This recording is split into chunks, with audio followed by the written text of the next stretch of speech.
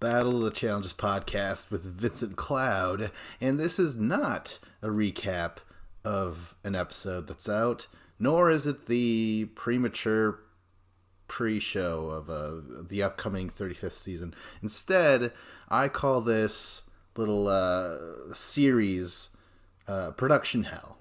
And that's just because, I got a lot of ideas. I've a lot of ideas for like videos discussing the challenge in depth, from all different sorts of angles. And I've also put out videos, like top 10 DQs of all time, and I discuss that, and I actually go in depth about like, oh well, production, they were actually kind of being assholes in the end and stuff like that. Because I just have all these ideas. I have all these essays, I guess. But I mean, it's hard to just get up and go and do all that stuff. On top of the fact that all these videos. I mean, there's only really one person that knows all this shit. I mean, there's plenty, but not a lot are willing to do the video, and I'm willing to do the video, or at least the podcast. But I don't like doing it myself. I want a partner, but I don't have one as often as I want. So I figured, okay, well, I have these ideas for videos. But even then, it's kind of hard to get through because you're just kind of going over the cold, hard facts, and it's about how to make that interesting, which is not always easy. So I wanted to kind of go through a couple of things. I do want to address some news. This is red hot. This is fresh off the presses. Jenna and Zach are engaged. Isn't that just a terrible idea? Because I know these characters by now. They're real people, but they're quite the character, right? Like, and I don't think they mesh well. I mean, I don't know. It's tough to say because it's like, Zach. I don't care for him. I never have. I kind of think he hates women in general. Now, you could be like, oh, well, okay, if he is, then how could he be engaged? Huh? Answer that, scientist. And I would say, what are you, fucking kidding me? There are tons of men that do not like women, but are getting laid on the regular, who do get engaged, who do get married, who do cheat on those women, who do not cheat on those women. Like there's just, it just happens. I don't know, social norms, you're supposed to do it, and then Jenna, such a sweetheart, beautiful, talented, physical specimen of a person, but she's not very smart. She really isn't. I remember, I think it was the first season ever, she was on Battle of the Exes 2 with Jay. And the thing about them, the reason why they were exes, the story behind that is that he would screw her friends. Like he would sleep with her friends, right? I think, no, that's not it. But he did cheat on her. He did sleep, yeah. I'm confusing Jay's relationship and betrayals to Jenna with Brianna's betrayals to Jenna. That was Jenna's cousin. Remember that? Like, they were on Bloodlines, and she was like, "Oh my god, she always fucking fucks my exes and stuff like that. Oh my god, what a bitch!" But they're like, besties and shit like that. Anyways, Jay would cheat on her and shit, and I remember that's because she meets Zach, and they're kind of flirting, and I remember Jenna saying something like, I'm through being with guys like Jay, guys who look like Jay or something like that. I'm through with guys that are like Jay. I'm getting with Zach now, who's this big, beautiful man or whatever. And I remember I even talked about that on a podcast, a recap podcast. And I said, looks have nothing to do with it, Jenna. Like, fucking, come on. I'm sorry to say, but like, you could be extremely hot and still cheat on you. Cheat on your significant other. You could be extremely not hot, rather average looking, but still cheat on your significant other. I mean, as that's just how it goes. I mean, that's like anything's possible. Assholes can look like anyone and can be anyone. I mean, I've been on both the receiving end and the whatever, you know what I mean? Like I've been cheated on and I've cheated on people. So, and just live your life. Like realize that looks don't mean anything. They really don't. But that's Jenna for you. Like, so right away I was like, oh God, you fucking beautiful dummy. Like, looks have nothing to do with it. But anyways, she gets with Zach, and God, that was a long time ago. That was years now, and they've broken up, gotten back together. Yeah, yeah. Oh, they totally have. Yeah, and then like, but it's terrible because they don't get along very well. Like I remember Zach always being on edge. I think it was fuck. They're all the same. They all bleed together. Was it Dirty 30? Was it Vendettas? It was a little bit more recent. And Zach was like, oh yeah, that's when he's like, hey, can I get the fuck, like he was asking for security. He's like, give me some fucking space, Jenna. Like he was just making her seem like she was the crazy one just because he was getting called out on his shit where he was like on not on Tinder but like something like that, some equivalency of that, and someone said that out loud. Jenna was there and Jenna's like, wait a minute, we're fucking dating right now. So I don't know, it's such a bad relationship. And now they're engaged, but I mean, what do we know about? I guess, yeah, I'm a little bit jaded, but it's not jaded. It's not being jaded necessarily. It's just being mature enough to have lived a life and seen your friends get with one person and then have that break apart. You've seen that plenty of times. You've seen adults go through that. Maybe your own parents, or you've had relationships yourself, and yeah, you're just like, this is not a good idea. I personally don't see it. I don't think it's a good idea. Let's think back to other couples of the challenge. Let's see here. Brad and Tori didn't work out. CT and Diem didn't work out. Who is the most recent one?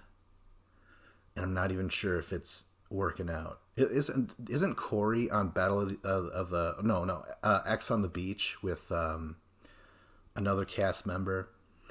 But yeah, isn't that the case? But they're not together. But she has the kid. Is that what's going on? I don't really recall. I don't watch the show. Okay. Here's something that might work. Frank and Jillian from fucking Gauntlet 3. Last time, and that was ages ago, and then ages ago, some more. It was Fresh Meat 2, and Jillian was on there, and she's like, yeah, me and Frank are still here, so like I'm here to bring home some money and stuff like that. And so from what I can tell, those two are still together. Are there any other couples? Let's think. There was a couple in Gauntlet 2. I think his name is Randy. It was on the rookies team. Her name, his girlfriend, was something. Oh my god, I could picture her fucking face. I can't think of her goddamn name right now. But she was the team captain. Okay, if you're a fan, if you've seen Gauntlet 2, you know the female rookie captain. She was like captain the entire time or something like that. But those two were together at the time. But they weren't engaged. You see, this is just dating. Yeah, what the fuck am I talking about? I was gonna try and name off so many other couples, but I don't know. So right there. Fucking. Wait, Abe and Carr, they weren't engaged. Are Polly and Carr engaged, or are they in fake engaged? Fake broken up? I don't know what's going on with that. But yeah, Oh shit! I was gonna say, even in general relationships, in terms of the challenge, they don't work out. Sarah Rice is Sarah Rice again. She got engaged, or she got married to one of TJ's friends. But now they're no longer together. So I just have no. I was gonna say I have no faith of Jenna and Zach staying together, but then again, I take that back because I know plenty of people who stay together for far too long or for all time, right? Especially, oh my god, especially if she gets knocked up and they stay together for the kids. That's a bad idea, right? So yeah, this show, little did you guys know, the first 10 minutes was all I was talking about Jenna and Zach getting engaged. But there's more. There's more stuff. I swear to God, it's not about relationships here. But really, they are. Isn't it all just intermingling here? Reunions. Here we go. Reunions, which I don't seek out. I fucking avoid them if I can. I've seen some. They're okay. Some are okay. Some are just god awful. Lately they've been more, there's like more money put into it, like it's more fancy, there's like bigger guests and bigger names and stuff, and but I still don't want to fucking watch it. It's all just dreadful. And then the worst thing, what they did, I didn't watch these reunions, these recent ones, by the way. So it might be cool. You guys might be like, Vince, what the fuck? Like, you're saying all this stuff, yet you don't know. You just don't know. But I do know. I've watched enough. I've gathered enough data. And this is what I got to say. Real quick, though. Remember when they fucking made you watch the reunion on Dirty 30? That was so bad. And then Vendettas. Like, that really enraged me so much. Where the producers, they somehow watch my they watch the podcast. Well, there's a video, okay? There's a thumbnail clip on for the podcast. Anyways, they listen to me and they're like, this motherfucker, he just keeps on trashing us. And he hates the reunions. What we're going to do is we're going to make him fucking tune in. He has no other choice.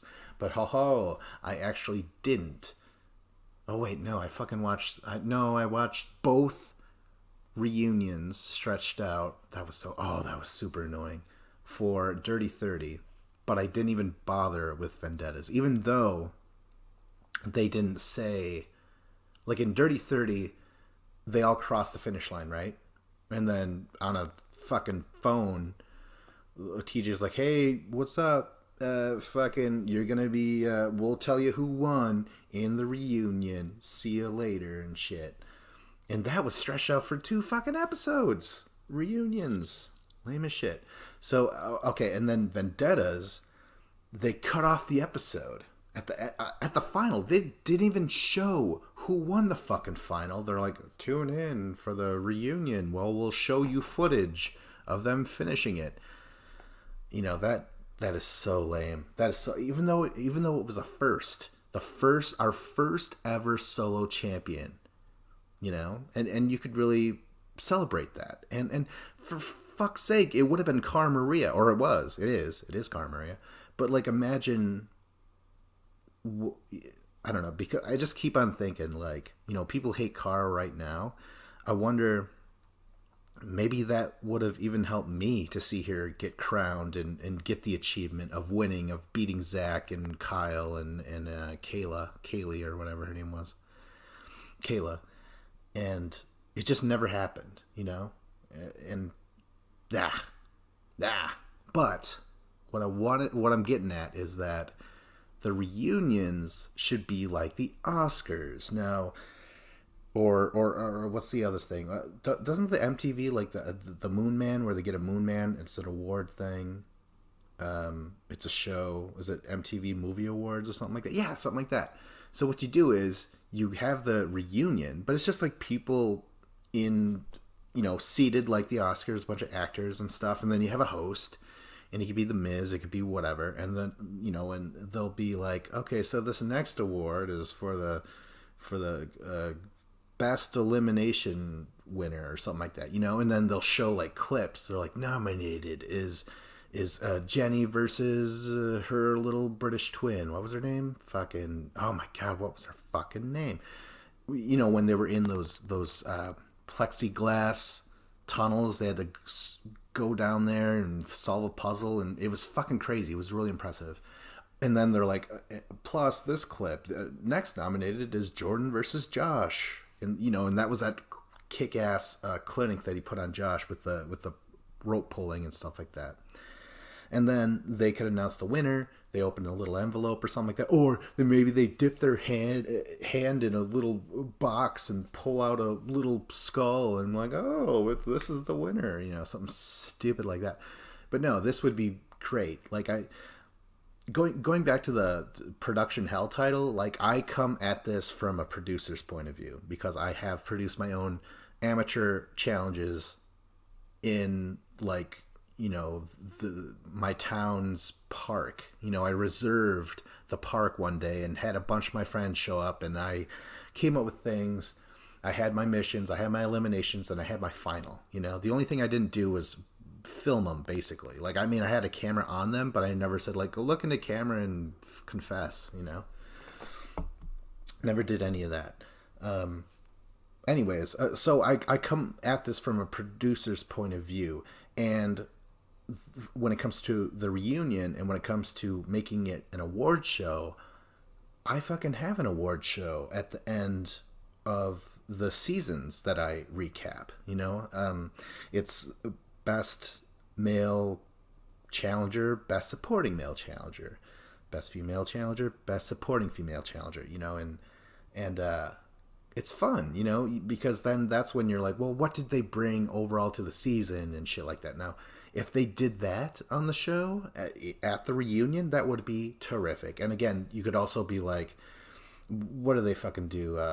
They're like, oh, hottest kiss or hottest makeout session or something like that, Or it could be like biggest confessional burn or some shit like that, Like, I would tune in for that. I actually would tune in for that, and you could just go all out and rip off the Nickelodeon awards. Someone gets shot in the face with green slime all the time. You know what I mean? Like, that'd be great. Yeah, but there you go. Reunions should be like the Oscars. Moving on. This is a small correction from the previous podcast that I did with Hardcore Dave, where we were talking about whether it's better to be in a smaller team than a big team in a final. And that's because a lot of people has this recency bias for some reason. They're like, it's fucking historically known to have the smaller team always wins out against the bigger team. And I was like, bullshit. I looked it up. I did the research, and yeah, it's like 4-2, like 14. Yeah, large team compared to small team. But there was one little moment where Dave came at me, man. He totally fucking. He posted up, and he's like, yeah, well, what about Cutthroat when the red team, who had 4 people, they beat the gray team, which had 5 people. And that's when I was like, ho, but this is what happened. Like, sure, the gray team started as a big team, but mid-final, they were reduced to 3, and red team had the power of 4. They beat out both the gray team and the blue team. I was like, well, they then became the bigger team, because remember all the shit that they had to do. Remember they had to like carry all that wood, and they had to memorize all those cities, and like just those 2 things right there is a huge advantage for having the bigger team, the 4 compared to the 3. Let's not forget, and this is the whole reason why I'm bringing this up, that the blue team had 2, all right? It was 2 versus 4 versus 5. And Dave, I don't know, he tends to do this. Well, like to make a point, or at least for him to seem like he won the argument, he'll just quickly change subjects into something else. And me, being a generous host and whatever, a real yes and kind of guy, sort of podcaster, I just kind of go with him. There's so many times, there's so many moments throughout the run of my podcast where I just let things go and eventually just regret it. And like sometimes someone will post it on a comment. They're like, "You fucking dumb shits! Don't you know this means that or whatever?" Or what was it? When Dave was like, Thailand, where they speak Taiwanese," and I, of course, because we were discussing just the Asian cultures and stuff like that, all the different. So anyways, he just says that. And I know that's not this. It's not even the same thing. Like Thai, it's Thailand, right? Taiwanese is Taiwan. Like it's a totally different region and shit. But I just let it go, and he kept going, and I was like, okay, whatever. But I kind of regret that shit. So this is just going back to wishing I would have said, but Dave, blue team was the smaller team. They lost, so your little theory still doesn't work. Even if it did, even if somehow the logic worked in Dave's favor, which doesn't make any sense, but somehow he was right, and the smaller team beat the bigger team 4-5 or whatever, right? Then it still wouldn't be true that it's better to have a smaller team than a bigger team. It would still be 4-3 then. So technically, it would still, yeah. But fucking, I don't know. This is the whole reason, not the whole reason, but this is a big reason on why I wanted to do just sort of like a podcast where I just ramble off all these things that I've been meaning to say, but don't, I think it's like where you don't want to make an entire video just about one subject. Like that seems a little ridiculous, but I'm glad I brought that up. This is just a little correction. And now I almost want to go back and look up other shit where I'm like, oh my God, how could we have said this? How, I can't believe I didn't correct Dave on this, or like, I can't believe how racist we were and shit like that. Like, I wish we could go back and right all those wrongs, Quantum Leap style. I was going to name the scientist that travels, but I can't remember. Sam, Ziggy. No, Ziggy. We never met Ziggy. Al was the hologram. I used to know Sam's last name. Fuck. Sam Barrett? No, that's not it. Fuck. All right, moving on. Season 35. Now, I'm not going to go into the cast at all. I just want to discuss real quickly the fucking rumored title. Battle for Independence. I just got to say real quick that I'm glad overall that I named my podcast Battle of the Challenges, because I was like, it has something to, it needs to play off of the challenge, like there's podcasters who are like You Killed It podcast. Like those guys are back. Like they stopped watching the show because they hated it so much, and then they just came back recently. And then there's like Challenge Chat, and there's like there's some other shows. What is it called? Anyways, what I'm getting at is that at the time there was Battle of the Seasons, Battle of the X's, and I was like, it's got to be Battle of the something. So I was just like, Battle of the Challenges podcast, which is very wordy, but I like the way it comes out. I don't know, it's weird. I can't imagine it being called anything else. I just, you open up with that line and you're like, yes, this is the show. So anyways, Battle for Independence, that sounds an awful lot like a fucking third installment of a trilogy. This War of the Worlds trilogy, right? Like, doesn't it? I mean, it sounds exactly the fucking same. Battle for Independence could have been an episode title for this more recent season, you know? It's crazy. Like, what does this mean? And if it, I mean, doesn't it sound like War of the Worlds 2? Or 1 or 2? So, why not? I mean, this could be our second trilogy in a row, you know? Just saying. That's crazy. Because we had that Revenge trilogy with Dirty 30, Vendettas, and Final Reckoning. And then, immediately afterwards, we had this fucking War of the Worlds trilogy. Yeah. And when in between those, the Revenge trilogy, we had another trilogy happen. It was the Champs versus Pros / Stars trilogy. That's crazy. Real quick though, I did want to say, overall, if that's true, and if we're having our second trilogy in a row, even if it's not true, I just wanted to talk about this. I want to really quickly rank the challenge trilogies. Okay, so 1, 2, 3, 4, 5. Okay, so overall we have 5 trilogies to discuss. Really quick. Again, this probably could have been its own video, like 40 minutes long and in depth and shit. But I don't know. Sometimes I just want to, rattle off shit. Okay, ranked trilogies. Number 5, the worst, or however you want to perceive it. Revenge, the Revenge trilogy. That is Dirty 30, Vendettas, and Final Reckoning.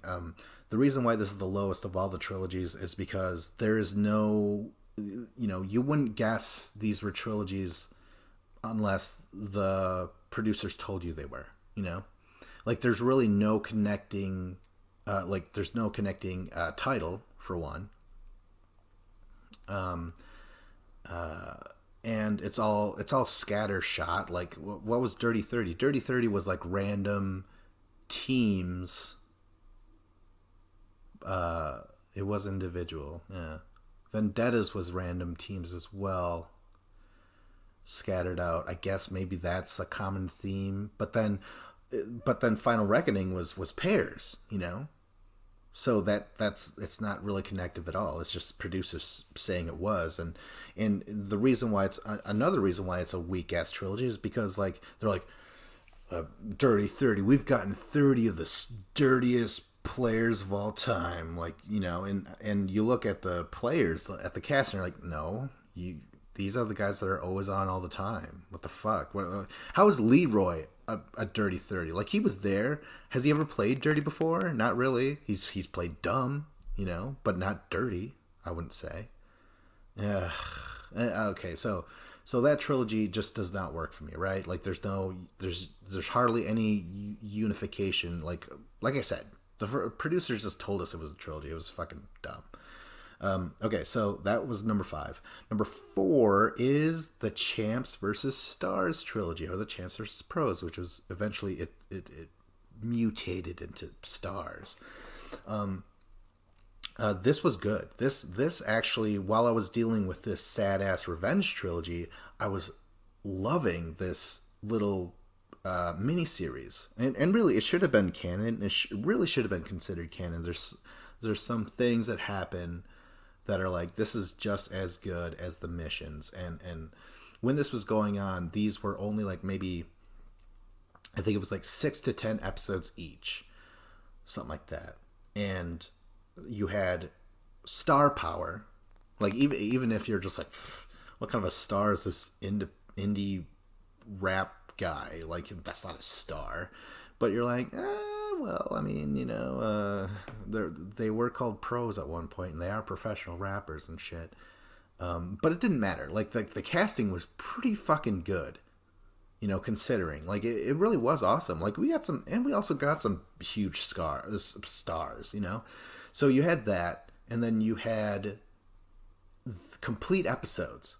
Because again, like throughout this Revenge trilogy or whatever, like this thing went back to the old school structure of just like mission and elimination all in the same episode. Just like let's cut through this shit. Let's have a good old time. The missions were great. They were a little bit. Oh God, they were so much fun is the thing, because like a lot of it would be around LA, and LA has all these like crazy like creative sport things, and like to me it was like the production was great, and then eliminations were just as cool, and then oh my god, I can't ignore this, the host people, oh my god, at first it was fuck, what was his name? He was so great, I forgot his name. Fuck, he was a football guy, but he was really good, right? Whatever his name was, he was great. And then they're like, we're gonna go with a legacy name here, someone who's actually done the challenges and shit. They went with The Miz, who was also still a wrestling star, and it was great. He really brought the shit together, and I loved him. I always trash on TJ, but like, I'm not gonna get into it. Oddly enough, this is the one podcast that I have to just ramble on whatever shit, but. I'm just saying, like, this was really nice. Miz was great, and so was that other guy. Fuck, I wish I could remember his name. It's like that. It's like the co-host that remember American Idol had two hosts at one point. It was Seacrest and another dude, and then season 2 comes around, and they're like, okay, we only want the one guy. It's kind of like that. So, anyways, Champs versus Stars is number 4, the 4th greatest trilogy of all time. Let's get into number 3, which is Rivals. And this is overall lower, I think, in my mind, I assume, is because, okay, Rivals was good. It wasn't great. I think it was a lot of fun. I think there was a lot of character, personality, like, like, all the names and stuff. Like the reason why that season's good for me is not the missions. The missions I thought actually kind of sucked. The eliminations weren't the best. I mean, we had some great moments, but okay, I'll say the eliminations were better than the missions. And then but then having all those people interact together, and like, it was such a great season, just personality wise. Not in terms of production value, I guess. Except they had one of the greatest finals of all time in Rivals 1. That was the first time ever there was a 2-day challenge, 2-day final. It was great. It was superb shit. And then you get into Rivals 2, and this is fucking great. Like, the missions were amazing, the eliminations were amazing. The personalities were good. I'll say, like, it was... okay, this is the other improvement. The improvement in Rivals 2 was that all the partners were fucking solid. Like, this was a good crop of competitors. The men, in particularly. Oh my gosh, that's the other point. Okay, this is why maybe it's not a wise idea just to gloss over these trilogies and shit. But, okay, so real quick. The partners, like, nobody was just winning. Like, that was the problem with Rivals 1, right? Like, after a while, it was just very obvious who were the better pairs and stuff, especially when it comes to the goddamn women. Okay, oh my gosh, and I think maybe that's why Rivals is only 3 compared to, like, possibly 2 or 1. Like, this is a great idea, some great shit, but there's some stuff, that production, you're just like, god damn it. Okay. Missions good in Rivals 2. Good eliminations. The final is great. It was another 2-dayer, but it was different. This was more about speed than it was this long marathon, and it's one of my favorite finals of all time. Is Rivals 2. I just love the look of it, the ideas of it. It was great. Okay, so the guys, right? I mean, let's just talk about it, okay? The girls in every iteration of the Rivals of the trilogy, it's like production was like, we want these women to win, okay? And that's just it. That's how it's gonna go down.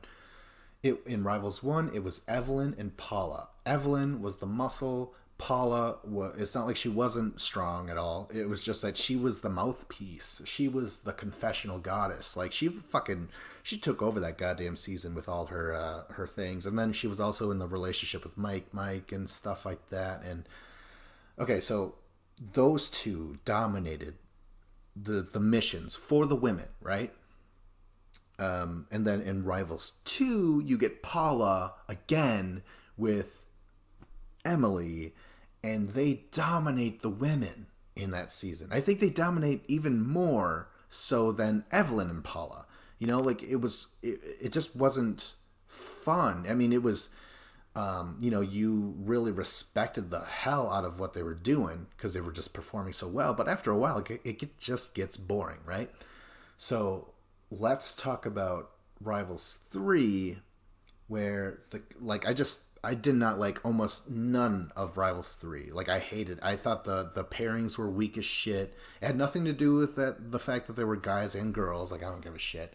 It's just that there was no, like, they really didn't, there was nothing there between them. Like, it was, and that's the other thing, I guess, descending pairs, they really hated each other in Rivals 1. In Rivals 2, they were like, oh god, this guy's kind of annoying. In Rivals 3, they're like, I guess we never really got along, but it's not like we hated each other. We just never had that moment of like, hey, what's up? All right, cool. I'm glad that we're opposite sex, and it's not like they were exes or anything. I don't know. It's just like you couldn't really build anything out of it. It was so lame. So anyways, guys and girls. And again, missions were no good. Eliminations, I barely remember them. I remember maybe like one. And then the final was lame as shit. It wasn't even a 2-dare. Not that it has to, but like in compared to the first Rivals 1 and Rivals 2 final, like this third one was lame as shit. The only thing that saved it was keeping the money. But going back to like how the women are like, production, they're like, we want this one to win, this one pair to win. And that transferred this time because there's no guy teams, girl teams. It was guy-girl teams. They were like, holy shit, we want Sarah to win, and Bananas is with her. We want him to win all the time, it seems. They're going to win. And it's fucking crazy. Like, that's exactly what happened, Like, in all 3 installments, they had their number 1 female pick team to win, and they did. And I would also say that they kind of went out of their way to help and to make that happen. Rivals 1, the voting, they had a if you're bad that day, you're automatically into elimination, right? If you do last. If you're last, you're in the jungle, right? Okay. And then it's up to everyone else to vote in someone to vote someone to go against them in elimination, right? Okay. Rivals 2, they changed it to that only guys could vote for girls and girls could vote for guys. And I just feel like because going back to Rivals 1, I guess I should have mentioned this. Evelyn and Paula, they had a lot of numbers. Like, they had that cast, everyone knew each other, and everyone's been doing this forever, and it took a little bit of the bite out of it because you had people working together, and they're like, okay, well, this is obvious. Let's just make some money and work together and shit. So, Paula is friends with Johnny, and Evelyn's friends with Wes, and and he's with Kenny and Johnny are bros, so it doesn't matter. Like, it took a little bit of the bite out. Then you had a chance to attack each other, but then you realize that no, it's actually not up to you guys in your bracket. It's up to the opposite bracket. If girls don't like these girls, well, the guys don't care. You know what I mean? So it's not like they could vote what's her name, Emily and Paula in if they wanted to, like it would be up to the guys, and the guys don't give a shit. So okay, and then now you get into Rivals 3, and the voting system is completely fucking out the window. It's what is it? It's I don't think there's a losing team. I don't think losing teams went into elimination. I might be totally fucking wrong. But the other thing was, if you win, you get to choose who goes in, right? Is that what? It was random skulls out of the box. That was dumb. Oh my gosh. Maybe I see. This is why I don't like. This is why shooting from the hip, not looking at my cold hard facts, can be dangerous. But you get what I'm saying. Just overall, there's been this thing where the producers really are trying to shape it in a way where they get their stars, their number one picks, their favorites to get to the end in a strong chance of them winning in the end, right? Okay. So that is overall why I think Rivals 3 is good, but it's not that great. And so let's get on to number 2, which is The Gauntlet. I mean, oh my God. Even right now, I'm going back and forth on it because I'm like, well, I think I like The Gauntlet more. In the Inferno trilogy, I think did it better, maybe? Or more... Oh God, I might even switch right now. Okay, let's go with this. Okay. Yeah. Because right now, I can't put Gauntlet trilogy second.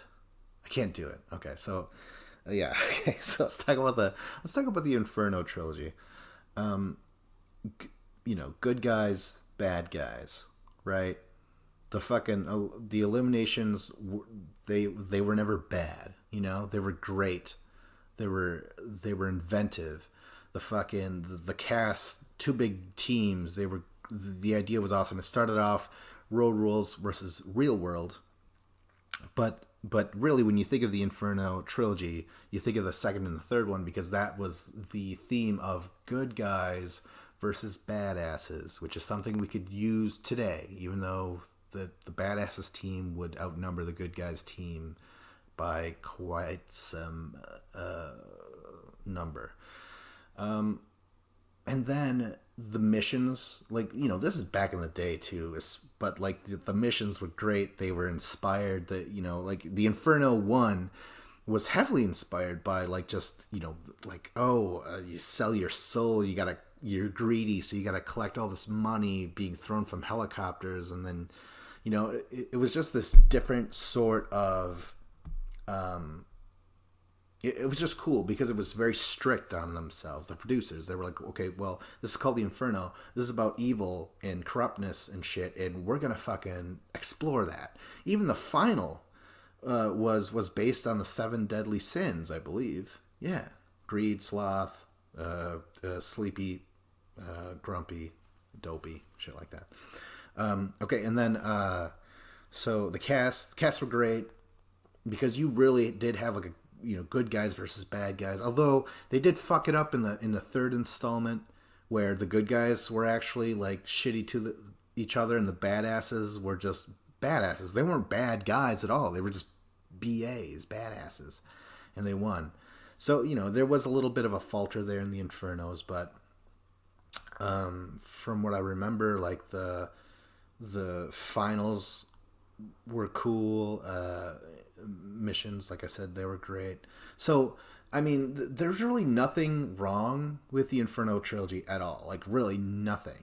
And I'm wondering, why couldn't you just give it first, Vince? Because you're going to talk about the Gauntlet trilogy, and there's plenty of shit wrong with that. So let's go on to number 1. All right, Gauntlet trilogy. The Gauntlet trilogy, it's, like Inferno, it started off with Real World versus Road Rules, and then eventually turned into a veterans versus rookies. The first one, just in general, is one of the, even though it's it's the first, it is the first season ever to have eliminations. It's a prototype, and it gets everything fucking right. To me, the Gauntlet is one of the best seasons of all time, and it was the first one. It's crazy. You have great eliminations. They're also fucking co-ed eliminations. That's great. Oh my God. Okay.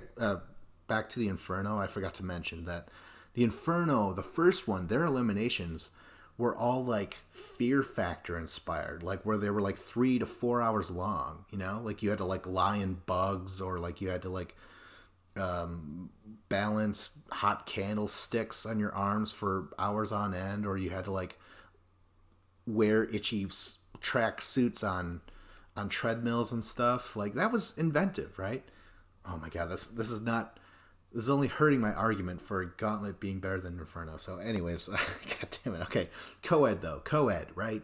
Fucking they solved it right away. I don't know why we can't have more co-ed shit. Like I don't even think it ever had to be changed really. Like it was well put together. So you have great missions. Even within those missions, you could have lifesavers. You could, like, oh, that was the other thing with Inferno. God damn it. Okay, I got to make the Gauntlet seem better. The Gauntlet, I mean, it is better. Okay, eliminations, missions, that's fine. Cast is great. In the first 2 series, especially. In the third one, it's like almost like a complete drop off, but we'll get there. But you know what though? Okay, so perfect cast, personalities, storylines. It's the first of its time. This is like the Beatles of challenges. Like you got to respect it because they did everything first. They have one of the craziest endings. It's like a shocker of an ending, right? In the final, you're just like, what the fuck?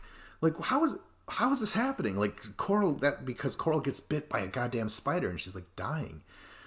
And and production is just like, oh my god, shaky cam and stuff like that. It was a crazy ending to that whole entire series, right? Okay, cut to Gauntlet 2, which is one of the other best seasons of all fucking time, okay? Veterans versus rookies. This is the only time where, like, because they fuck it up in the third one, like this head to head, these are some of the best fucking well-respected, heavily decorated veterans, and these are like future Hall of Famers in this rookies, like, and some are just one and done, but they didn't have to do more. Like they were just so good, and that's just in terms of performing the missions. And then but then personality was great. And then you had the great idea of captains, where it was like, if hey, I'm the captain throughout the entire season, unless I lose, or unless we lose a mission, then I have to go into every single one, and I have to go against one of my own teammates, and if they beat me, then I'm out of the fucking game, and now that person is now the captain. It was so cool. It really created instant stars, if you will, if you were the captain. It was crazy. It was it worked so well, and it was such a moment when those captains would get kicked out, because they lost the mission and then they lost the preceding elimination. It was nuts. So that was awesome, right? And fucking the have I covered the missions? Missions were good. A lot of team-based shit, especially in this one. But okay, whatever. Missions, eliminations. Okay, and then the final, though. Fuck. The final, once again, we have a crazy-ass ending where it's like they're supposed to do all the shit. They're supposed to bet money on things, and whoever has the most money at the end wins. It was it was so creative. I was like, oh my god, this is going to be amazing. But I didn't count on this, and neither did anyone else. But the veterans were like, this is poker, man. I think it was Timmy. He was the team captain. He's like, let's fucking put all the money on this little eating thing. We'll eat out everyone. I mean, out-eat everyone. And we'll just win the whole thing right away. So it came down to an eating contest, and they fucking lost to the rookies, and it was just like, what? This is only part 1 of like a 3 or 4 part final, and it was shocking, sensational. It was nuts. Okay, so you could say that hurt that season overall. It's not, because it sucks too, because everything was perfect up until that point, right? So Gauntlet 1. Bad Crazy ending, right? And then season 2, or yeah, series 2, Gauntlet 2, bad, weird ending, like crazy. Let's get into Gauntlet 3, where this is where I know a lot of people like Gauntlet 3. There's some people, I think Scott Allwood said, he was like, oh, it's my favorite or whatever. Please don't bash it. And I was like, sure, Scott, never. But here we go. Okay, so Gauntlet 3. Great veterans cast. Amazing veterans cast, right? I mean, these are all just fucking uber champions. But then the rookie team that's brought upon to compete against them is just so goddamn pathetic. Even if they didn't perform right, like there was just no-namers, a lot of one-timer guys, like, you know, and one-and-done people, you know, like it was just a really, really bad competition, you know, in terms of like back and forth. That's what made 2 so great. It was so back and forth. So yeah, the veterans just, you know, demolished the rookies. And after a while, it's just boring. You know, it's just like, what are we watching here? Like, what is this? This is shooting fish in a goddamn barrel. I was going to say they're really hot fish, but no. Like, I don't even remember half the people on that fucking rookies team, you know? You remember everyone on the veterans team. You don't remember shit on, you know, except for Frank and Jillian. That's about it, you know? Because they were the couple, and I like Jillian, and Frank's an okay guy, but after they got together, I was like, well, I remember a time when maybe you weren't so great. Maybe I should tell Jillian. I don't know. Anyways, so that season, it just wasn't doing anything for me. It was also put together really weird. It was like, each episode up until this point were like half an hour each. So basically like 20 minutes, something like that.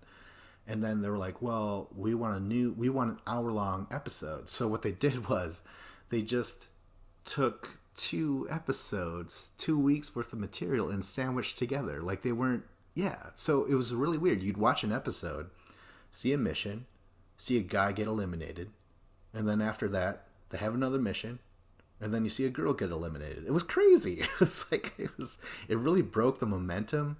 Maybe that was cool for some people. Maybe that's what Scott was loving about the whole thing. I don't know.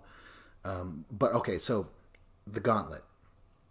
What is the common thing that keeps happening? The final. Okay, so we get to the final. This is where the giant ass veterans team should win, but Big Easy, one of their guys, you know, he just fucking starts dying, you know, and they're all chained together and they're screaming at him and he can't breathe and shit, and they're like, oh fuck it, we drag him and shit. It's like the veterans, I mean, you knew they were assholes throughout the whole season, but they really kind of showed their even more of their colors. How would you explain that? They just showed they showed more of their colors, more vibrant. They made their colors more vibrant, or more crimson in that case, because it got dark, right? So yeah, again, the final in this trilogy of gauntlets are just like, what the fuck is going on? So the veterans finally leave Big Easy. They get to the flag. They catch up with the goddamn rookies. They raise their flag first. With all that, you know, with all the time the rookies had to win this fucking thing, they still couldn't do it. But then TJ doesn't ring the bell. He's like, sorry, these particular rules for this particular season said that you can't leave anyone behind. So just like that, the rookies end up winning. You know, so I don't know why. You know, okay, this is why, though. This is why the Gauntlet is the better trilogy compared to Inferno, because Gauntlet 1 and Gauntlet 2, regardless of their finales, were just one of the best seasons of all time, all right? And I you know, I'd love to discuss that and argue with it or whatever, and maybe I should make a video explaining, going more in depth. But it's like two of the best. Like, and I also made a list. That's a video you should check out. It was like top 10 seasons from 50 lists. I like looked up lists off the internet and read who, you know, what people's favorite seasons were overall and shit. And Gauntlet 1 and Gauntlet 2 made the goddamn list. They made, I think it was, what was it? It was like 6 and 8, respectively. Gauntlet 2 made 8, and Gauntlet 1 made number 6. Fucking crazy. And only one Inferno installment made the list, and that was Inferno 2. So I think overall, that kind of means that the Gauntlet trilogy was better overall. Okay. You know what? That was a lot of fun. I'm glad that I got to talk about some of that shit. I got more shit I wanted to talk about, but I'm like, nah, 55 minutes is just fine. Okay, so this wasn't a recap. This was Production Hell, Battle of the Challenges podcast with Vincent Cloud. Like, subscribe, comment.